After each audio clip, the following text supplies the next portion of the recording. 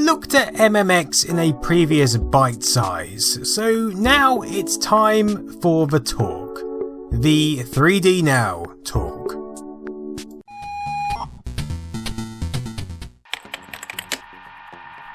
In February 1999, Intel introduced the Pentium 3 processor, which included an update to the Pentium 2 MMX model called Streaming SIMD Extensions, or SSE. These new instructions were known as Katmai New Instructions up until their debut, as the Pentium 3's codename was also Katmai. SIMD, this initialism within an initialism, stands for Single Instruction Multiple Data, also known as vectorized instructions, allowing the processor to handle the same operation from multiple data points simultaneously, therefore increasing the speed of applications making use of this technology. This can be used, for example, in an image where the brightness is changed and the same value needs to be subtracted from multiple data points. Rather than processing one pixel at a time, SIMD can handle multiple pixels simultaneously.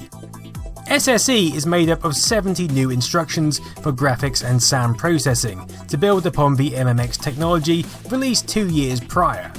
As well as adding further multimedia enhancing instructions, SSE allows for floating point calculations utilising a separate unit within the processor instead of sharing the floating point unit like previous MMX iterations. There are also new integer and cacheability control instructions, all of which are useful for imaging, 3D video, streaming and MPEG-2 decoding, which reduced the need for a separate MPEG-2 decoder card back in the late 90s.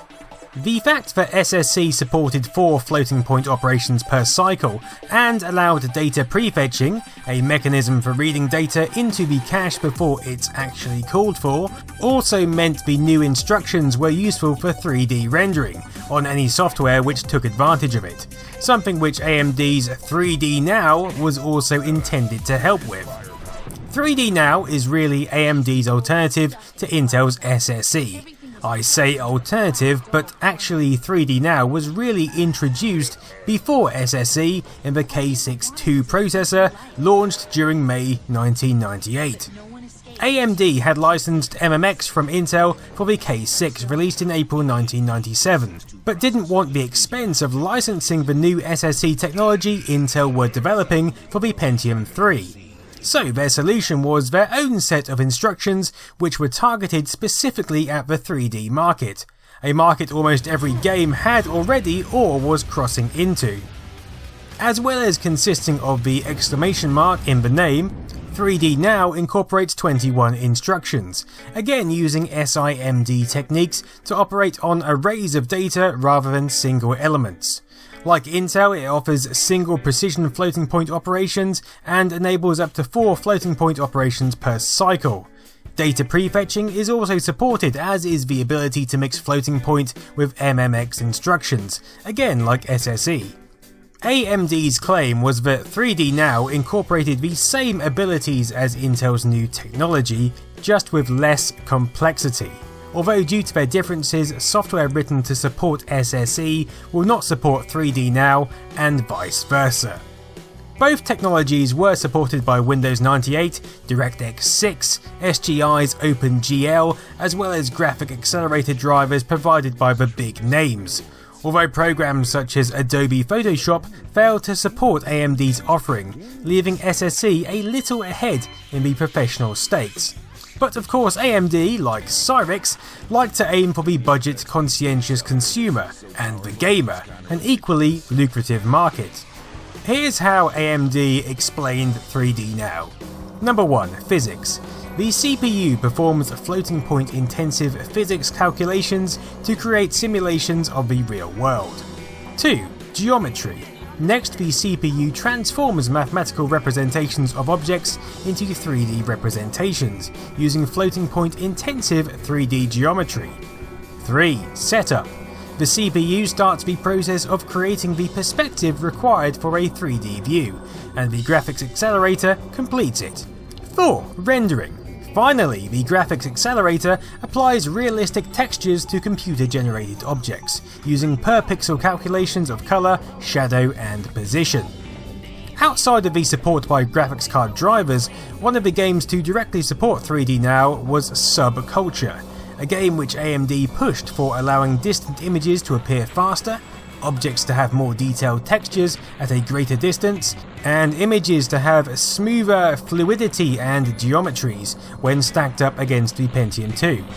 3D Now had an install base of more than 9 million by 1999, which AMD were hoping to push to over 30 million by the end of the century.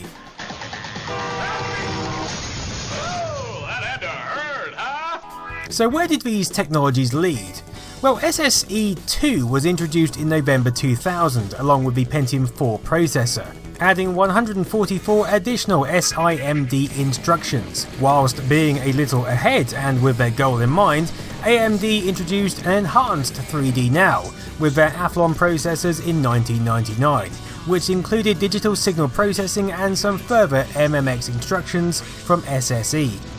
AMD reached their install base target, but with Intel having their usual clout and still superior floating point performance, this Intel integration and licensing went further when AMD tried to regain some of the professional market with the Athlon XP in October 2001, which included the full SSE instruction set under the name of 3D Now Professional.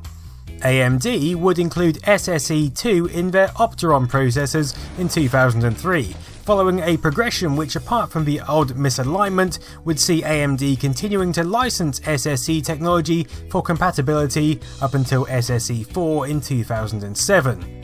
There are new instruction sets after this released by both AMD and Intel up to and including today's processors, but this is really outside of this video's and my scope. What isn't outside its scope is 3D Now. So what happened to AMD's own instruction set which bridged their transition from MMX to SSE, and which was supported by various games and programs throughout that period? Well, in 2010 AMD announced it was to retire the 3D Now instruction set, marking the end of a 12-year run, with Phenom 2 K10 derived processors being some of the last to incorporate the technology. The only two instructions retained going forward would be prefetch and prefetch W, leaving SSE to pick up the bulk and rendering any code still making use of 3D Now redundant. So I guess that means ultimately SSE won this little battle. Although 3D Now will always be a winner for me just for its incredibly 90s name alone.